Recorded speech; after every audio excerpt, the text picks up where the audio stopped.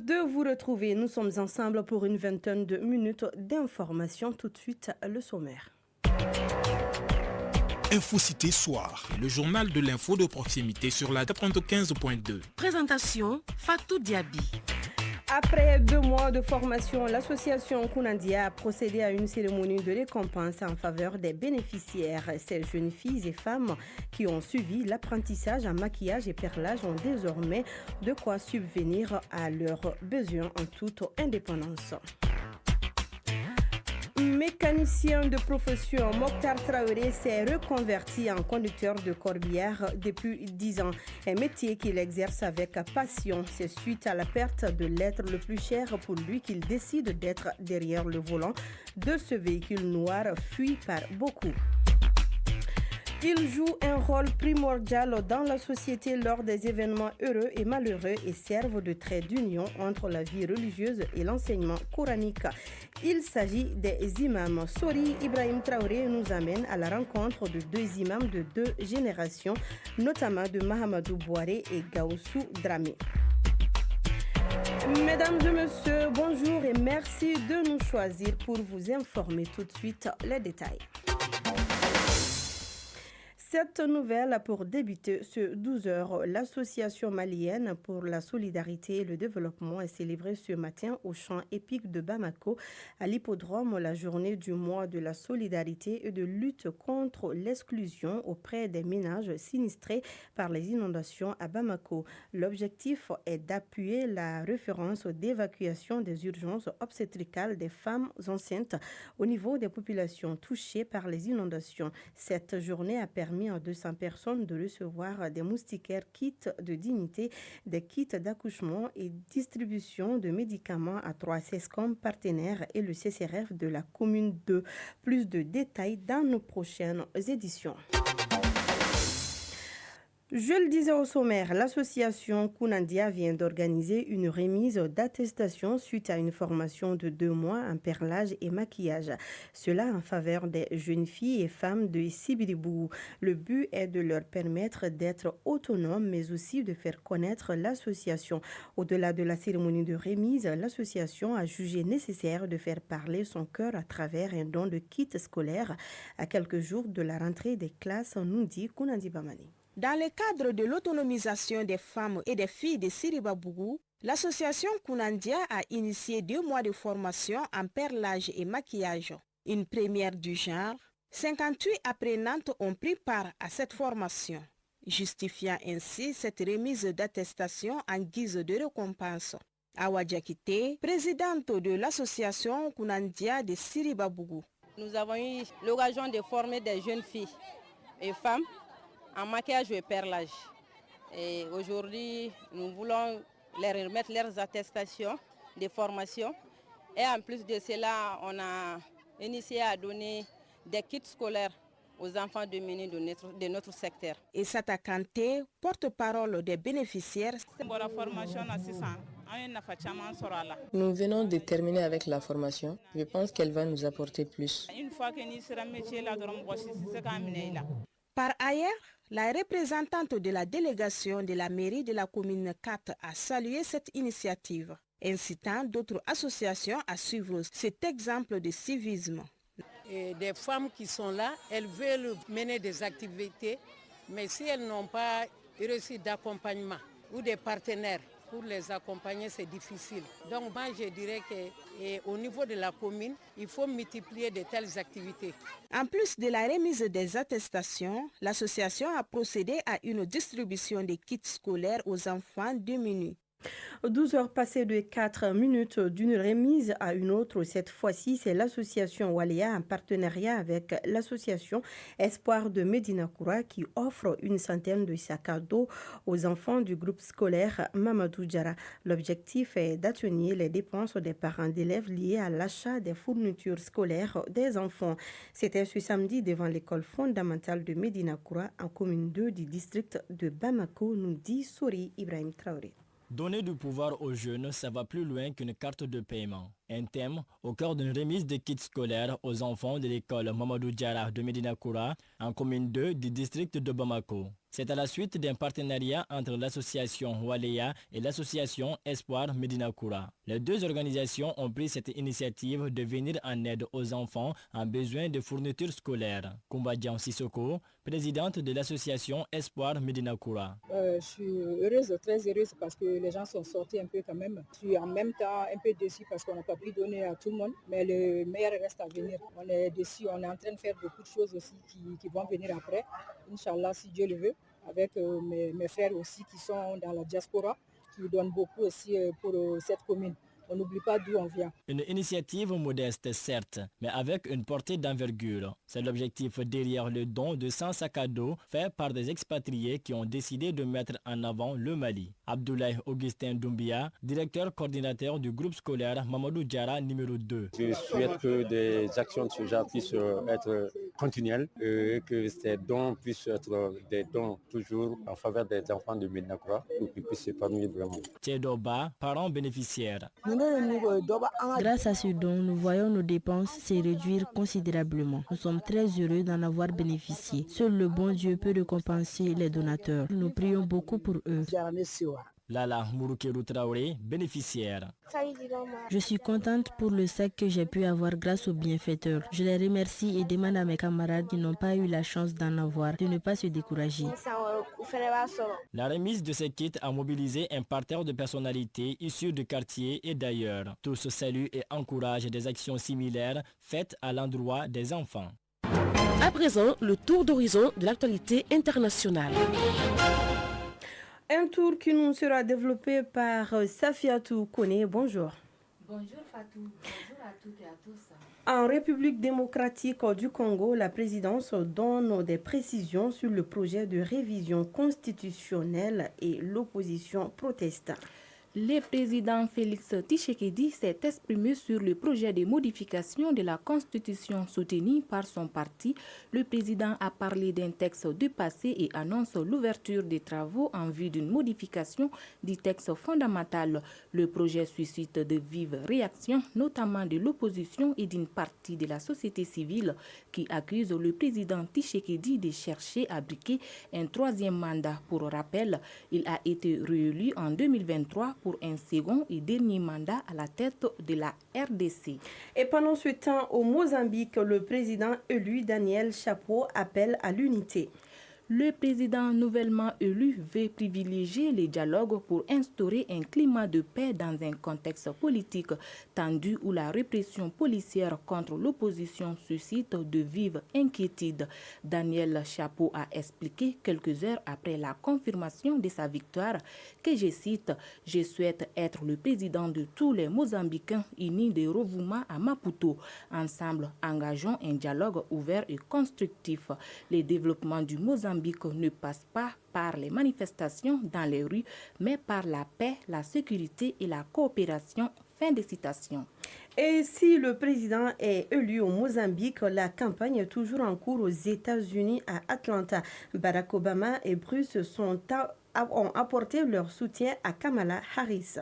Dans la campagne présidentielle américaine, les démocrates ont tenté de créer l'événement hier avec une réunion publique à Atlanta dans l'État clé de Géorgie sur scène des vedettes du cinéma et de la chanson, mais surtout l'ancien président démocrate Barack Obama venu se mettre au service de Kamala Harris qu'il espère voir lui succéder. Et voilà Fatou, c'était ce qu'il fallait retenir de l'actualité internationale. Merci beaucoup Safiatou. On se dit à vendredi prochain, s'il plaît à Dieu. Inch'Allah et bonne suite de journal. Merci. Retour à présent à la maison, je le disais au sommaire, nombreux sont ceux à la recherche des métiers et beaucoup ne veulent pas entendre parler de celui que Mokhtar exerce depuis 10 ans.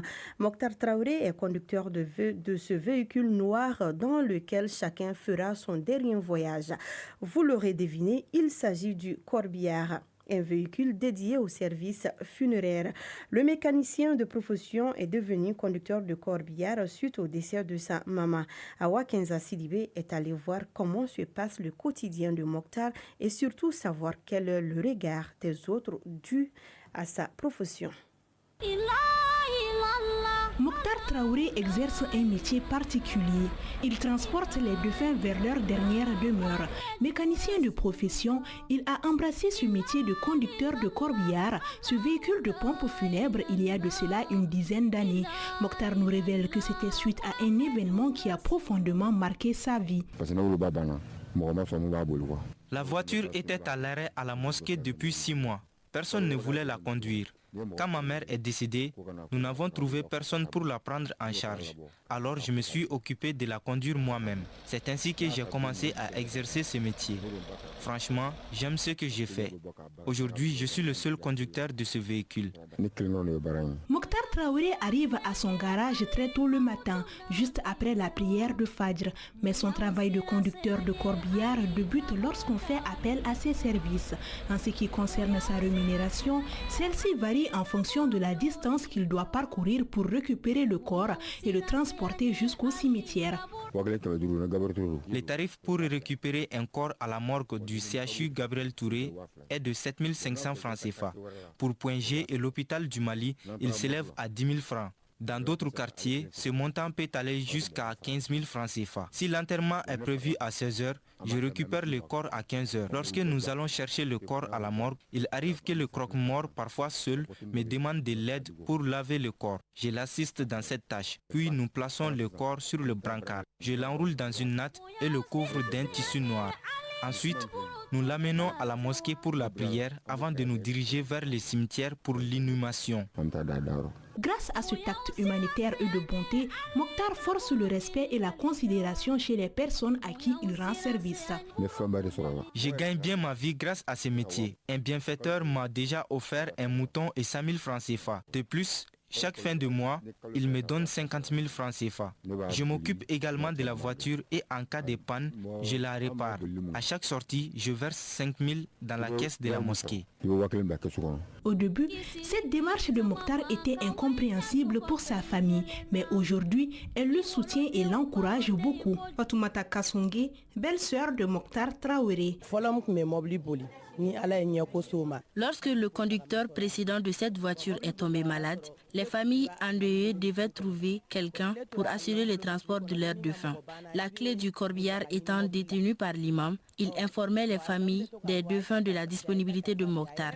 Il le faisait par gentillesse. Puis l'imam est tombé malade à son tour. Lorsque les enfants qui étaient près de moi ont entendu que c'était la clé du corbillard, ils se sont tous enfuis. Depuis que Mokhtar a reçu la clé, il a accepté cette responsabilité. Notre interlocuteur du jour est père de 6 enfants. 12 heures passées de 13 minutes, Kala fortifie notre foi et la rédaction Chaîne 2 s'intéresse aujourd'hui à ces personnes dotées d'une foi immense. Il s'agit de ceux qui ont pour tâche et mission de diriger la prière dans nos mosquées. Un trait d'union entre la vie religieuse, l'enseignement coranique et les cultes cérémoniels. Les imams forgent le respect de par le statut qu'ils occupent au sein de la communauté musulmane. Des valeurs qu'incarnent 2 imams, un doyen et un jeune, à l'image de Mahamadou Bouaré et Gaussou Dramé, respectivement imams à Banguineda et à Lafiabougou. Des imams appartenant à 2 générations distinctes, prêchant chacun à sa façon les vertus de la religion du prophète Mohammed, paix et salut sur lui. Soli Ibrahim Traoré nous dresse leur portrait. Bismillahirrahmanirrahim. Un imam est par excellence celui qui, dans la religion musulmane, dirige les prières quotidiennes, enseigne le Coran et la vie du prophète Mohammed, paix et salut sur lui. C'est aussi celui qui célèbre les mariages, les baptêmes et les funérailles. Mahamadou Bouaré, imam de la mosquée Masjid el-Khairil à Baguineda Kantebougou, occupe cette fonction depuis des années. Comme dans la plupart des cas au Mali, j'ai été nommé imam par la personne qui a construit la mosquée. C'est dans ces conditions que je me suis vu attribuer le titre. De l'autre côté de la rive, à des kilomètres de là, un autre imam, âgé tout juste d'une trentaine d'années, l'imam Gaussou Dramé a hérité du rôle d'imama par le biais de son oncle. Diplômé d'une licence à l'Université du Sahel, notre jeune imam est marié et père d'une fille. La plupart des imams commencent à exercer la fonction étant jeunes d'abord. Dire qu'on choisit directement un vieux homme pour être imam est très rare. Les points communs ne manquent pas entre nos deux imams. Mahamadou Bouare, imam. La religion musulmane prône pour la paix et la réconciliation. C'est pourquoi la relation que je maintiens avec les fidèles de la mosquée va principalement dans le sens de l'entente et de l'amour porté à l'égard de son prochain. Gaussou Dramé, imam. Respect et considération. Ce sont ces valeurs qui me lient aux fidèles de la mosquée, surtout nos cousins à Plaisantin, les Malinqués. Je prie beaucoup pour que cela perdure. Des propos clairement soutenus par les fidèles des deux mosquées. Basidiki Keita. Entre lui et les fidèles musulmans, l'imam Bouare s'investit dans tout ce qui est en rapport avec le social. Baptême, funérailles ou mariage, il se donne à fond. Penda Kouyati, fidèle musulmane. L'imam Gaussou Dramé est quelqu'un qui nous assiste dans tout ce qui est en rapport avec l'islam, même en dehors de la religion. Socialement, il est irréprochable. Gaussou Dramé, imam. Je rappelle constamment aux aînés de la mosquée de ne pas hésiter à nous conseiller sur le droit chemin, car nous commettons très souvent des erreurs. Leur rappel nous aide à corriger les lacunes. Entre le domicile et la mosquée, pour s'occuper du culte cérémoniel et de l'initiation des enfants, voilà un peu à quoi ressemble le quotidien de nos deux guides religieux. À cela, il faut ajouter leurs sollicitations pour des événements d'envergure comme les Hajj, fêtes de Ramadan, Tabaski et bien d'autres.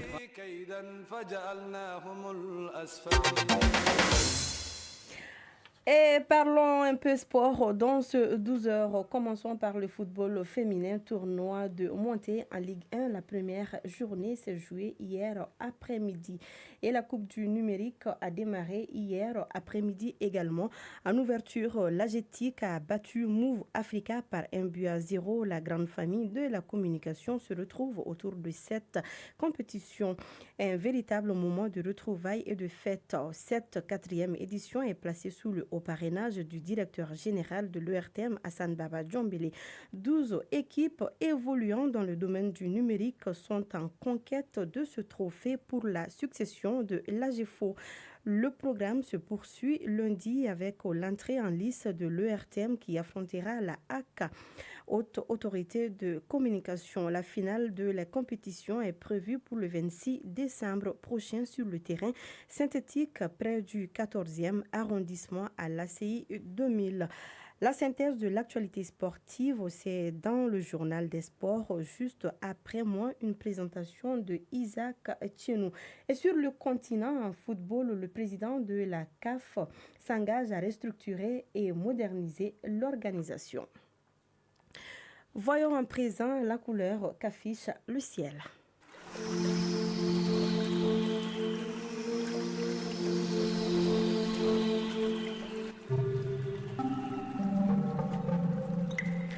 Et pendant que notre horloge affiche 12 heures passées de 18 minutes, le thermomètre lui affiche 32 degrés Celsius sur Bamako et environ. La maximale sera de 35 degrés Celsius. Le soleil lui finit sa course à 18 heures passées de 9 minutes.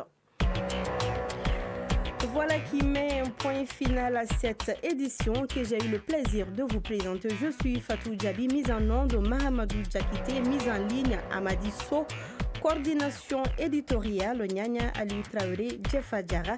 Et moi je vous dis à très vite sur la FM Leader de Bamako. D'ici là, prenez soin de vous car chaque heure de vie est une chance et chaque jour est une grâce. Que la grâce d'Allah soit avec nous.